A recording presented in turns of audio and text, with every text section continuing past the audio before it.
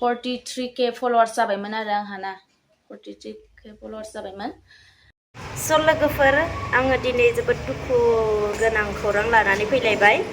मानो होनोबा आंनि लोगो जारौ हायनारि होननायनि फेसबुक पेजआ हेक जाबाय आरोना 43 प्लास बेहा माबा दंमोन फल'वार्स दङमोन।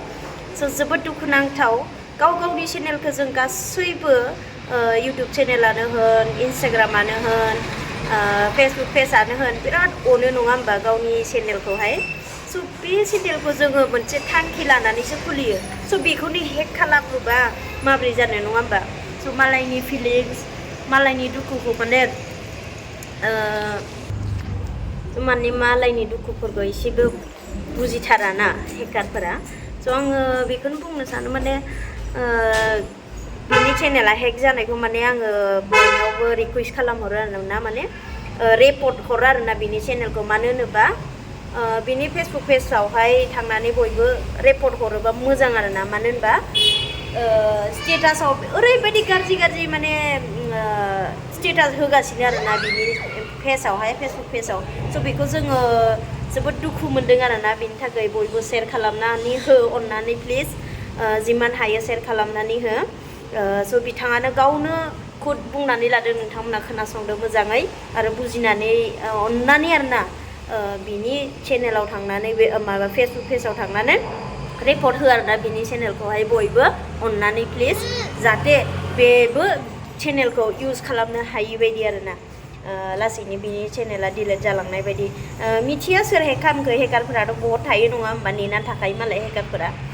स' माथो खालामबावनो जों दा जेबो खालामनो राहा गैला बियो लगइनखौनो खालामनो हालाबा स' नोंथांमोना खोनासंनानै ला मोजाङै। हेल' गाइसमोन खुलुमबाय आंनि मुङा जारौ हायनारि दैमारि। आं मोनसे भिडिअनि थाखाय क्लारिफिकेसन होनो फैदों आरोना। आङो जारौ हायनारि दैमारि फेसबुकखौ सलायोमोन आरो बिनि गेजेरजोंनो आङो मोनसे पेज खुलिदोंमोन आरो बे पेजनि मुङा जारौ दैमारि। ओमफ्राय नै पेजआ नैबेनो 43k followers जाबायमोन आरो आंहाना 43k followers जाबायमोन। ओमफ्राय माबामोन बुधबार खालि आरो मोनसे नटिस फैदोंमोन आरो बे पेजआव। ओमफ्राय पेजआव फैनायखाय 24 आवार्सनि गेजेरावहा बे लिंकआवहा साबमिट खालामाबा पेजखौ डिलिट खालामनाय जागोन होननानै नै बेबायदि नटिस फैदोंमोन आरो नैबेबायदि नटिस फैदोंमोन। ओमफ्रायो नैबे लिंकआव साबमिट खालामनो होनायखाय आङो खालामदोंमोन आरो गिबाय आरोना आङो 24 आवार्सनि गेजेरावनो जुदि डिलिट खालामना होगोनबा आंहा एसे बुरजा फल'वार्स जाखानाय मा जानांगौ होननानै ओमफ्राय आं गिनानै बेयावहाय आङो साबमिट खालामदोंमोन आरो। साबमिट खालामनाय लोगो लोगो मा जाखो डाइरेक्टनो पेजआनो दानलांजोबखाबाय। ओमफ्राय आं पात्ताखौनो मोनासै बोरै दानलांखो पात्ता मोनासै आरोना। ओमफ्राय बै मानसिया दा आंनि बे पेजखौ सलायगासिनो दङ आरो सलायनानै हेकारसा सलायगासिनो दङ आरो बै हेकारसा सलायबाय आंखौथ' हेक खालामखाबाय नालाय बियो। ओमफ्राय सलायगासिनो दङ ओमफ्राय गाज्रि स्टेटास होदों होनदों सोरबा।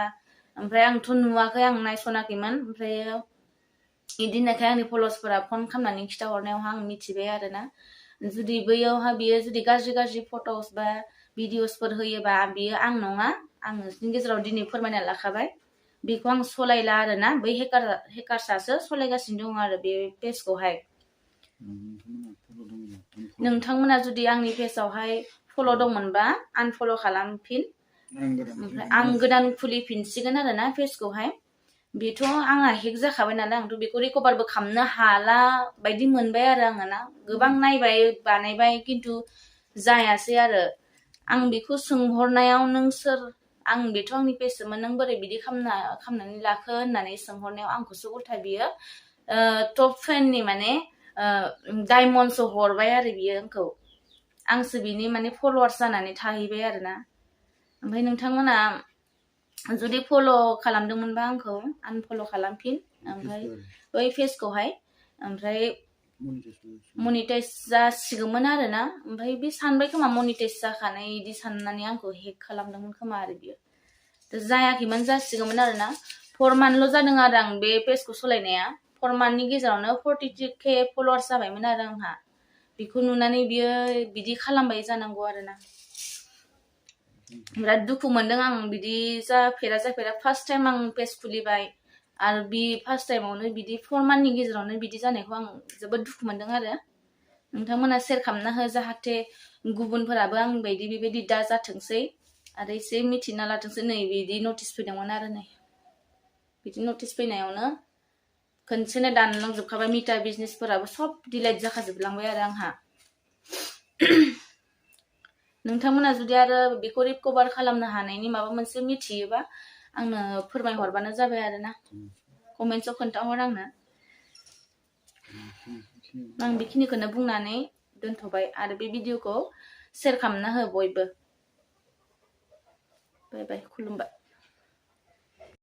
थ' जोबथारनायाव आं सान्दुं गोसायाव जिरायना दङ नै दायो गोजां बोथोर नालाय बेनिफ्राय आं जोबथारनायाव मोनसे रिकुवेस्ट खालामो नोंथांमोना आंनि चेनेलाव गोदानब्ला साबस्क्राइब खालामला मानो होनोबा आङो बिदिनो हेल्पिं भिडिअसबो लाबोनो हागौ गेजेर गेजेर बेनिफ्राय सापर्ट खालामनाय बेनिफ्राय माखासे बेबायदिनो ब्लगजों लोगोसेबो आं गोबां मोजां मोजां भिडिअसफोरखौ लाबोनो हागौ आरो रियेल जाथाय जानायफोरखौ आङो लाबोगोन जियानो जा नोंथांमोना गोदानब्ला साबस्क्राइब खालामना गालांदो लोगोसे मोजां मोनोब्ला लाइक खालामना गालांदो थेंक इउ सो माच फर वाचिं